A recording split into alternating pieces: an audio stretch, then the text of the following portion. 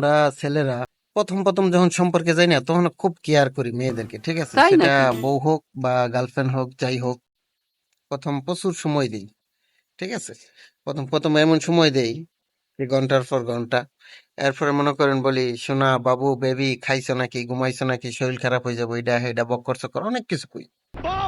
যাই হোক, আসলে তখন না আমরা ওইটা ভাবি না, তখন এটা ভাবি কি যে কেয়ার না করলে তো চলবে না, না হলে থাকবো না, এই সেই বক্কর চক্কর অনেক কিছু ভাবি।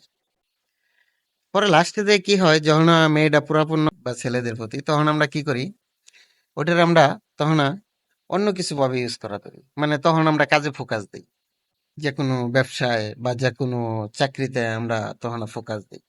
কিন্তু তখন ওই মেয়েটা ভাবে কি যে ও মনে হয় এখন অন্য কারো হয়ে গেছে, অন্য কারোর সাথে ডেটিং করতেছে, অন্য কারোর সাথে প্রেম করতেছে, তখন এরা ভাবে। তখন তাদের মাঝখানে কি হয়, সংসারে ঝামেলা শুরু হয়, ঝগড়া শুরু হয়, দুইজনের মাঝখানে অনেক ঝামেলা শুরু হয়। লাস্টে যে এমন আছে, কিছু কিছু ডিফিউজ হয়ে যায়, কিছু কিছু ব্যাকআপ হয়ে যায়, কিছু কিছু অনেক কিছু হয়ে যায়। কিন্তু আমরা ছেলেরা আসলে একটা ভুল করি, কেন আমরা প্রথম এত সময় দিই, পরে লাস্টে কেন সময় কমায় দিই?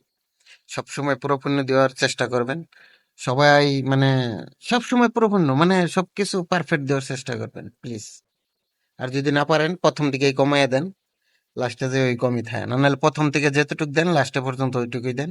আর নাহলে লাস্টে কিন্তু সম্পর্ক অন্য পর্যায়ে চলে যাবে।